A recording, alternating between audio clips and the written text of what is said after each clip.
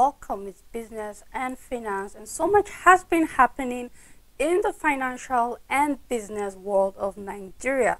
We can see that since last year, we are seeing foreign airlines, of course, complaining about their trapped funds in the country, and of course this means bad business. But then we're going to see the numbers and how we're ranking as one of the top countries with these foreign backlogs, and then what the federal government is doing, the assurance coming from the aviation minister, and then what the federal government in general is doing concerning these foreign trap funds. And we are seeing that AITA since last year have been on and on concerning these trap funds, and then we are seeing that, well, the government is doing something, but it is little. It is just 10% into what the AIAT are in need from the federal government to do. Now we are saying that over 90% of their $783 million trap funds have not been paid. Now this is coming from foreign airlines disclosing that over 90%. So we are seeing that only 10% have been paid, and then 90% is still being trapped.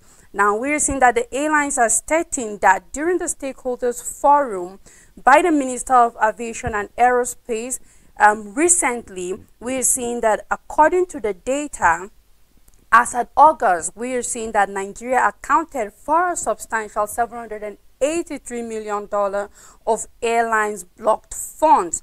Now, we're seeing that despite recent efforts to elevate the situation, the airlines said a significant portion of those funds remain inaccessible to them.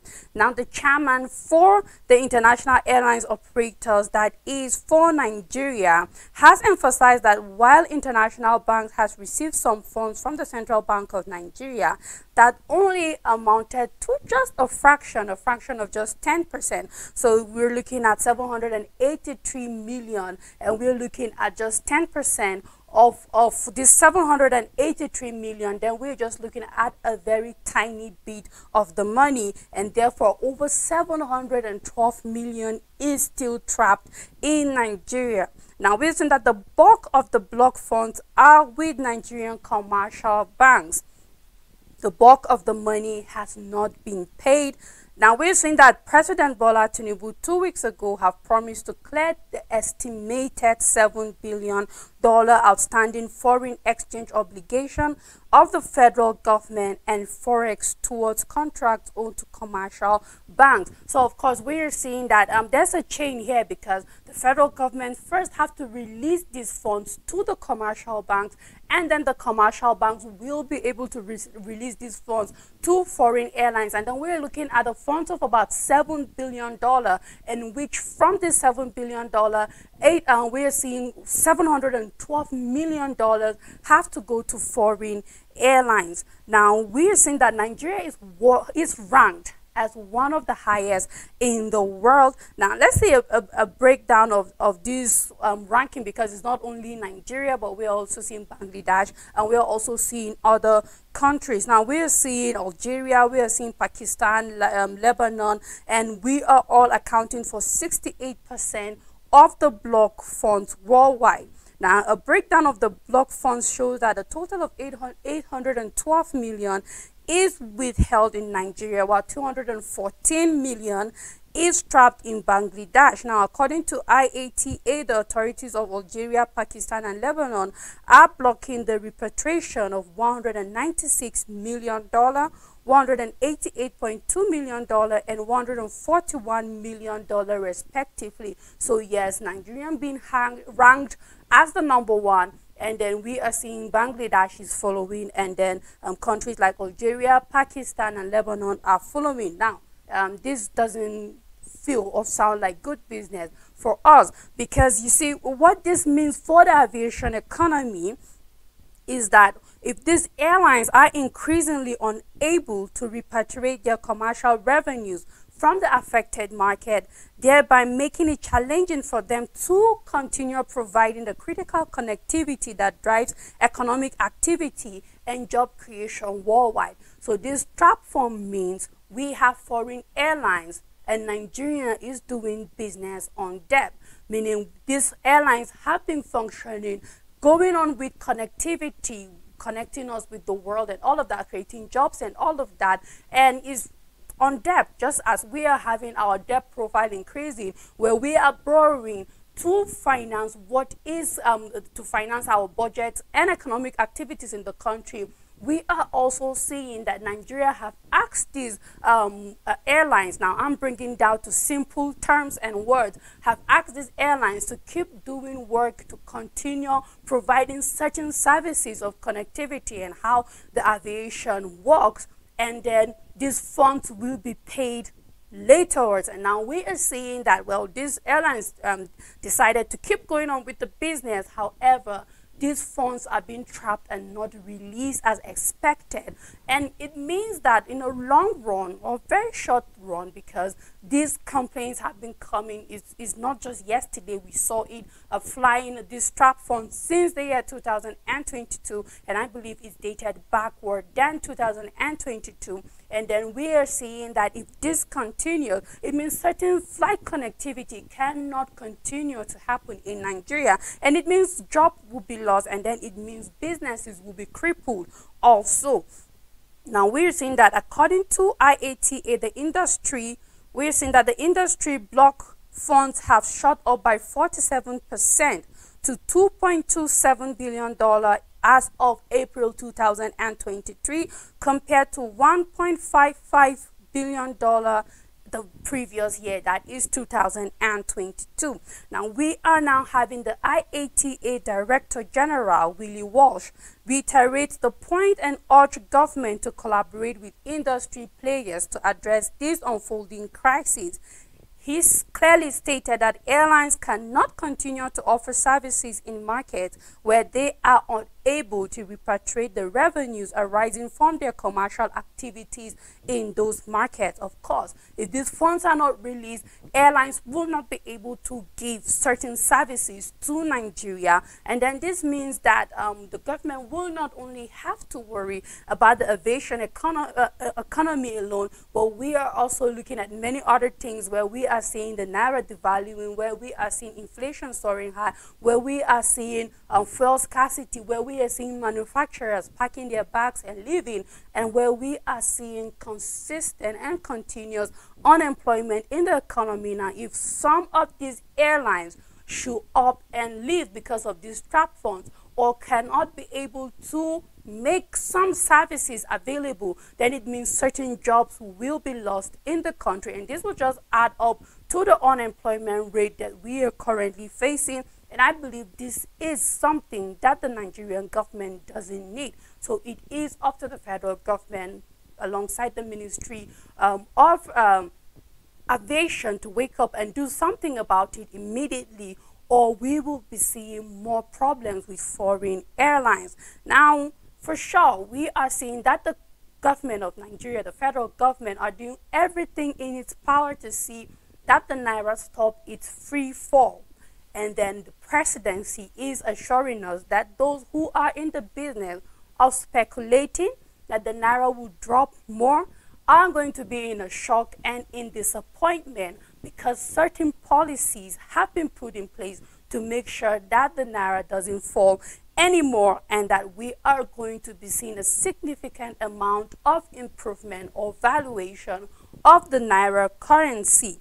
Now we will look at statement coming from we're coming from the special advisor of the president on economic matters, Dr. Tope Faswa, disclosed this at the Cowries to Cash lecture and launch, where she said she represented the vice president of Nigeria, and she made this statement: for those who are speculating and praying and wishing that the currency will become nonsense, I believe that policies being rolled out by the central bank and the government that I serve, led by the president, will shock some of them. Now, you need to listen to the agenda from Tinubu himself, and you will see that the level at which he is thinking is far ahead of most of us. We can agree to that. You know, he has some very great ideas coming up. Some of them are what you've seen, reversing the fall in the value of the naira. But he has also challenged us to review forward many of the targets. For example, the idea that Nigeria's economy will get to $1 trillion. Okay, Now, this statement was being made, I believe, when in the weeks we saw a little improvement in the exchange rate. But as at last week, we are having the dollar still falling to almost 1,000 naira to a dollar in the official market. We're not even talking about the black market. We're not talking about the parallel or the unofficial market. We are talking about the I&E window, which is currently the official market. We are still having this free fall. But then I believe that for such a statement to be made, it means that the representative here, we are having the advisor here, being very confident that the steps the presidency is taking alongside the CBN will definitely will lead to some drastic change in the currency value. Now, in line with these policies, and also to make sure that we are seeing a better currency, we are seeing that the Central Bank of Nigeria is targeting over 96% access to financial services. And these financial services are deposit money banks. We are having mobile payment framework and the mobile money operators. Now, the level of access to bank branches across the country was determined by the number of branches per 100,000 adults. The target for the year under review was 7.31%, while the actual result received was 5.9%, about 81% of the target. Now, this is dated as far back as 2014. Now, these numbers might have increased, but then the growth is not that much in a way, because if we are still not being able to reach our target of 100,000 adults per branches, and the major problem here is that majority of these branches are situated in the urban areas of states, and that is, we are still having rural areas not having access to branches of banks. Now, there should be inclusion for us to see drastic fiscal growth and even monetary growth in our economy and other financial services. And this means that even mobile payment framework should also be at the rural level, and also mobile money operators should also be at the rural levels. Now, these services, because it means that the more Nigerians have access to banks, it means even the common man in the village, in the rural areas,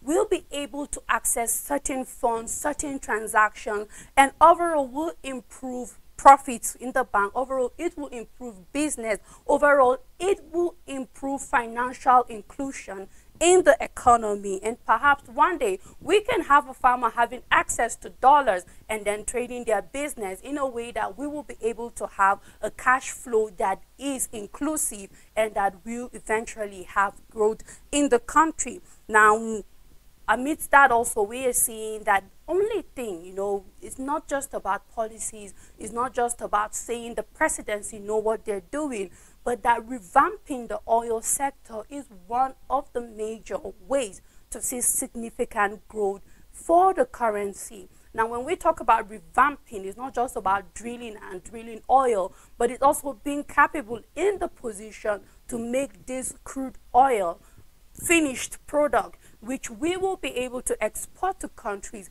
and then these countries will be able to purchase with our currency. And then whether we like it or not, automatically it just makes the demand for naira. And if we have these countries that we are exporting finished goods to, finished oil products to, demanding for the currency, then it begins to give value to the naira. But for now, we are still on crude oil, and what it means is that we are part of OPEC, and then it's what OPEC says goes when it comes to exchange of crude oil and its products. So yes, as it is now, the trading currency is the dollar, and then that is what will stand. But if we are able to get to the position where, first of all, we consume the refined oil, the premium motor spirit in our country, then of course we have settled the issue of importing petroleum into the country. And then secondly, we get to the level where we are now exporting this petroleum to other countries, and then our currency becomes in demand. And then I'm just looking forward to seeing that, and it is achievable and is definitely one of the core and major ways to go about improving the currency. We're talking about the naira here, and also it's very important for us to keep emphasizing that the new and the old naira notes are still legal tenders, and then we are having this coming from the Central Bank of Nigeria. The governor of the CBN have made that really clear to us that these notes are not going anywhere. So to avoid any fights, to avoid any misunderstanding in the market, anywhere that there is exchange of goods and services with money, you should know that the blue notes and the ash notes are still going to be legal tender, and then you can use them to make purchase in the market. Now we're seeing that there is a supplementary budget, and it has been signed by the president. And supplementary budgets are just there to supplement or augment or to fill in the gap for certain things in the major budget that has not been given ample enough money or good enough money, or things that just came up along the line, and then the federal government or the government of a country see the needs that these things also need budgeting. And we are seeing that for the salary arrears, the new salary package to help reduce hardship in the country, and also for palliative. There is a need for the supplementary budget, and of course security cannot have enough money, so the supplementary budget is going into it, and every other thing that might have not been captured in the budget that needs some funding. Now the big question is, do we need a supplementary budget as it is? Now we're having a 26 trillion naira budget that is going to be financed on borrowed debt, and whether we like it or not, this 2.17 trillion naira is still going to be borrowed supplementary budget, because we are running at a deficit as it is now. However, there is definitely a need for palliative to roll out. There is a need for wage packages to improve, where we are having 25,000 added to the minimum wages for civil servants at every level, and then the federal government is trying to see that, of course, wage is better at this period, at a very short period of time of at most 6 months, so that we can see improvement in the standard of living, and the hardship that was caused due to the removal of fuel subsidy will no longer be there for a short period of time before we start seeing a normalized economy. Now, we are seeing that oil revenue is dropping. It is dropping because even the profit from the tax has gone low. We are seeing a dip of over 36%, which is amounting to 216 billion naira. Now, this is a report from the central bank saying that earnings of petroleum profit tax has dipped by 35.53% to 216.25 billion naira as at May 2023, compared with 335.42 billion naira recorded in the previous month. Now, the CBN, in its monthly economic report of May, we are looking at the second quarter of the year, also disclosed the earning from the PPT, that is the petroleum profit tax and royalties, in the month under review was 44.6% lower than the 290.28 billion earned from the same income the previous year. So we are seeing a drop year on year so far, and then we are hoping that this will become better, because we are seeing that certain disputes have been resolved, and we're seeing that Total Energies, Nupen, and Pengassan have uplifted their industrial tax. So we are definitely seeing that another 275,000 barrels of crude oil will also be included in the daily production of crude oil in the country. So eventually, we will be able to start meeting our quota by OPEC of 1.5 million barrels per day, and then also we will be able to move past just 1.5 million barrels and then go to 2 million barrels as predicted or expected by the federal government, as this prediction is what is expected to be able to finance the 2024 budget.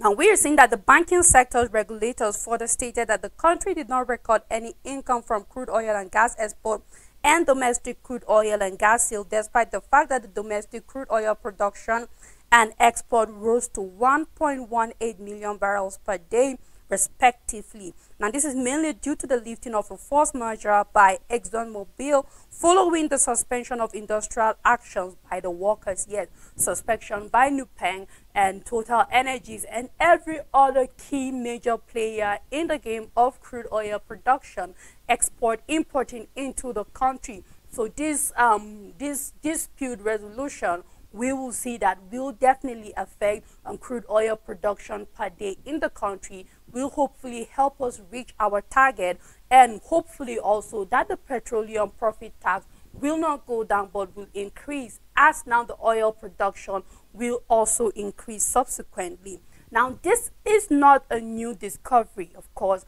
The new crude oil, which is known as Nembe, is not that new. However, it has come to stay despite some few setbacks, and that is why it is now announced bigger as a new crude oil grade discovery. Aside from the Bonny Light, now we are having Nembe into the race as a different grade. Now, different grades mean higher grade of premium motor spirit, a better grade of diesel, and perhaps more other oil products can be gotten from this new grade. Now, we are seeing that Nigeria's NNPC and ATO has launched a new grade of crude called Nembe through a joint venture as Africa's largest oil producer ramps up its oil output. Now, you see the Nembe crude stream will be managed and marketed by a joint venture between the state-owned NNPC and oil firms ATO, Eastern, E&P Co. Limited, the company said.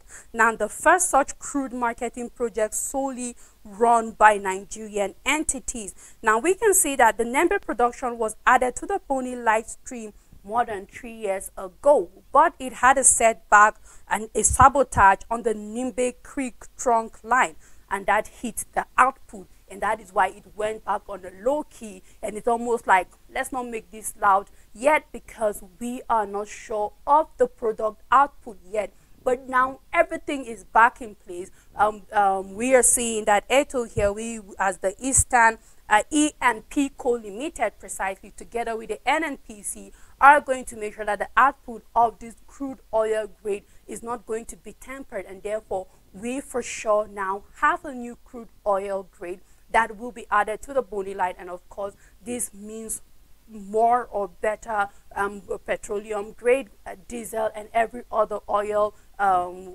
product that will be gotten out from this crude oil grade. Thank you for staying tuned. This is Echo Television International. Please join me next time. Goodbye.